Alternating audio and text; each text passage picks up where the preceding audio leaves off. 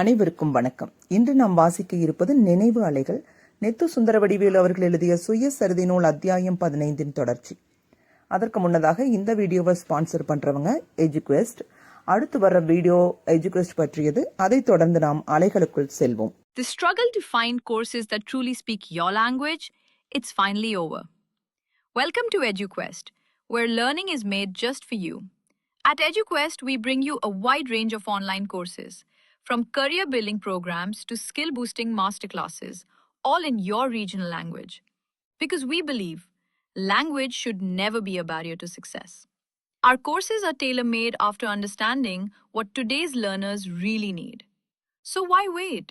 Start learning the smarter, simpler way only with EduQuest. Visit eduquest.courses and explore your next course today. And hey, don't miss out on our exciting offers and promotions. நினைவு அலைகள். தலைமைச் சங்கம் சென்னையில் இருந்தது. அச்சங்கத்தில் நானும் சேர்ந்து பணியாற்ற விரும்பினேன். என் தந்தையின் அனுமதியை கோரினேன். அவர் மறுத்துவிட்டார். என் மாமாவிற்கு உரிமை கொடுத்துவிட்டு அவர் வீட்டிலேயே வளர்ந்து கொண்டிருந்த எனக்கு அதை மறுத்ததை பற்றி பல நாள் மனம் புழுங்கினேன். வெகு நாள்களுக்கு பிறகுதான் உண்மை விளங்கிற்று. என் மாமா படிப்பை முடித்த பிறகு வேலைக்கு போவதில்லை என்பது முடிவாகிவிட்டது. ஒரே பிள்ளையாக இருந்த அவர் தம் சொத்தை பராமரிக்கும் பொறுப்பை ஏற்றுக்கொள்ளப் போகிறார். அதோடு வட்ட மாவட்ட ஆணைக்குழுக்களில் உறுப்பினராகி பொது தொண்டு ஆற்றுவதாக திட்டம். எனவே பொது சங்கங்களில் சேர்ந்து பயிற்சி பெறுவதே அவருக்கு பொருத்தம். எனக்கு பெரியவர்கள் முடிவு செய்திருந்த வழி வேறு. நான் 4 பிள்ளைகளில் ஒருவன், அவர்களில் மூத்தவன், கிளர்ச்சிகளுக்கு முந்தாதவன். எனவே நான் பொது வாழ்க்கையில் குதிப்பது நல்லது அல்ல. கல்லூரிக்கு சென்று படித்து பட்டம் பெற வேண்டும்.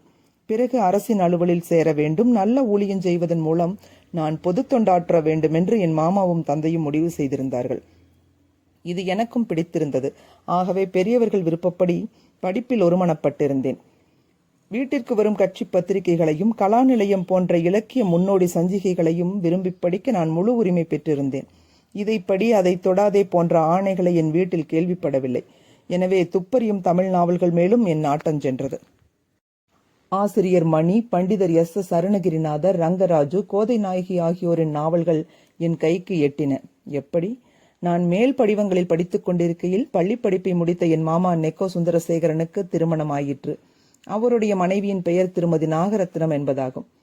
அவர் வேலூரில் வணிகராகவும் பேங்கராகவும் இருந்த திரு எம் துரைசுவாமி முதலியாரின் மூத்த மகள். அந்நகரத்திலேயே வளர்ந்து உயர்நிலைப் பள்ளியிலும் படித்தவர். மிக மிக செல்லமாக வளர்க்கப்பட்டவர். வந்த இடத்திலும் செல்லமாக போற்றப்பட்டவர்.